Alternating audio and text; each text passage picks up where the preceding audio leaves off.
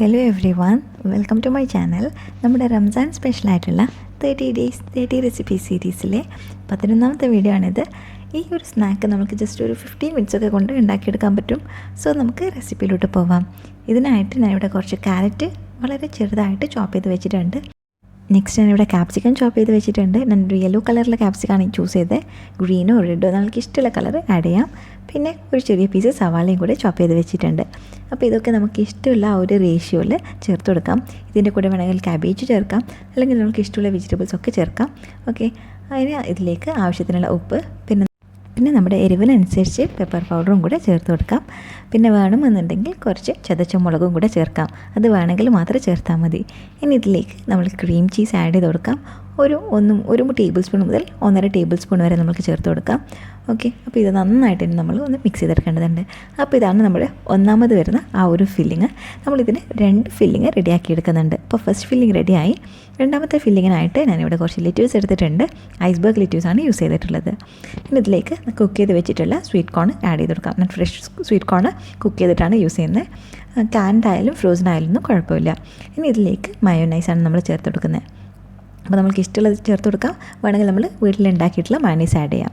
ഇനി ഇതിലേക്ക് ഉപ്പ്, പിന്നെ പെപ്പർ പൗഡർ ആവശ്യത്തിന് ചേർത്ത് കൊടുക്കാം. എന്നിട്ട് ഇത് നന്നായിട്ടൊന്ന് മിക്സ് ചെയ്തിട്ട് മാറ്റി വയ്ക്കാം. അപ്പോൾ നമ്മളിത് മിക്സ് ചെയ്തിട്ടുണ്ട്. ഇനി ഇതിനായിട്ടുള്ള കപ്സ് ഉണ്ടാക്കണം. അതിനായിട്ട് ഞാനിവിടെ സമൂസ ഷീറ്റാണ് യൂസ് ചെയ്യുന്നത്. ഷോപ്പിൽ നിന്ന് വാങ്ങിച്ചിട്ടുള്ളതാണിത്. ഇത് വീട്ടിലുണ്ടാക്കിയത് വേണമെങ്കിൽ അങ്ങനെ യൂസ് ചെയ്യാം, അല്ലെങ്കിൽ നമ്മൾ ഷോപ്പിൽ നിന്ന് വാങ്ങിച്ചത് അങ്ങനെ യൂസ് ചെയ്യാം. അത് നമുക്ക് ആ ഒരു മഫിൻ ടിന്നിലോട്ട് വെക്കാണ് വേണ്ടത്. അതിന് മുമ്പേ നമ്മൾ വെള്ളത്തിൽ നിന്ന് ജസ്റ്റ് മുക്കിയെടുക്കുക. അങ്ങനെ ആകുമ്പോൾ അത് പൊട്ടിപ്പോവാതെ കിട്ടാൻ വേണ്ടി ഹെൽപ്പ് ചെയ്യും. പിന്നെ ഇതിന് മുകളിലായിട്ട് കുറച്ച് ഒലിവ് ഓയിൽ ഞാനിവിടെ ഒന്ന് ബ്രഷ് ചെയ്യാണ്. അപ്പോൾ നല്ല ക്രിസ്പി ആയിട്ട് കിട്ടാൻ വേണ്ടിയിട്ടും ഹെൽപ്പ് ചെയ്യും. ഇങ്ങനെ നമ്മൾ ചെയ്യുന്നത് കൊണ്ട് തന്നെ നമ്മുടെ ആ ഒരു കപ്സ് നല്ല ക്രിസ്പി ആയിട്ടുണ്ടാവാനും, എന്നാൽ ഒത്തിരി ഹാർഡാവാതെ എന്നാൽ നല്ല ക്രിസ്പി ആയിട്ട് കിട്ടാൻ വേണ്ടിയിട്ട് ഹെൽപ്പ് ചെയ്യും.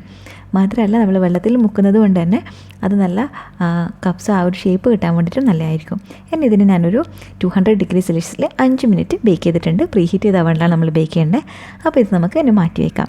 ഇനി ഇതിലേക്ക് ആവശ്യമുള്ള പ്രോൺസ് ഫ്രൈ ചെയ്തെടുക്കാം. ഇതിനായിട്ട് ഞാൻ ആദ്യം ഗാർലിക് ഒരു 1/2 ടീസ്പൂണോളം ഗാർലിക് പേസ്റ്റ് നമുക്ക് ചേർത്ത് കൊടുക്കാം. ഇനി ഇതിലേക്ക് ആവശ്യമുള്ള പെപ്പർ പൗഡർ ചേർത്ത് കൊടുക്കാം. ഇതിൽ നമ്മൾക്ക് എരിവ് വേണമെന്നുണ്ടെങ്കിൽ കുറച്ചുകൂടി അധികം ചേർക്കാം. നമ്മുടെ എരിവിനനുസരിച്ച് അത് അഡ്ജസ്റ്റ് ചെയ്യുക. ഇനി ഇതിലേക്ക് ഞാൻ ആവശ്യത്തിനുള്ള മുളക് പൊടിയാണ് ചേർത്ത് കൊടുക്കുന്നത്. വളരെ കുറച്ച് മുളക് പൊടി മാത്രം ചേർത്താൽ മതി. പിന്നെ ഉപ്പും കൂടെ ചേർക്കാം. ഇത്രയും കാര്യങ്ങൾ ചേർത്ത് ജസ്റ്റ് ഒരു 5 മിനിറ്റ് നമുക്കിത് മാരിനേറ്റ് ചെയ്ത് വെക്കാം.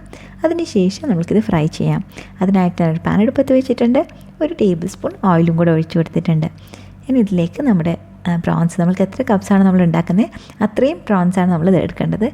ഓക്കെ, അപ്പോൾ നമ്മൾ ഈ പ്രോൺസ് ഒന്ന് ഫ്രൈ ചെയ്തെടുക്കാം. ഒരു ലോ ഫ്ലെയിമിലിട്ട് ഇടയ്ക്കിടയ്ക്ക് നമ്മൾ ഇളക്കി കൊടുത്തുകൊണ്ടേയിരുന്ന് ഒരു 7 മിനിറ്റോളം കുക്ക് ചെയ്ത് കഴിഞ്ഞാൽ പ്രോൺസ് നല്ല പെർഫെക്റ്റ് ആയിട്ട് നല്ല സോഫ്റ്റായിട്ട് നമുക്ക് കുക്കായിട്ട് കിട്ടും. അപ്പോൾ നമ്മുടെ 7 മിനിറ്റ് കഴിഞ്ഞിട്ടുണ്ട്. നമ്മുടെ പ്രോൺസ് നല്ല പെർഫെക്റ്റ്ലി കുക്കായിട്ട് വന്നിട്ടുണ്ട്. അത് നല്ല അടിപൊളി കളറും ഉണ്ട്. അപ്പോൾ നമുക്കിത് മാറ്റി വയ്ക്കാം.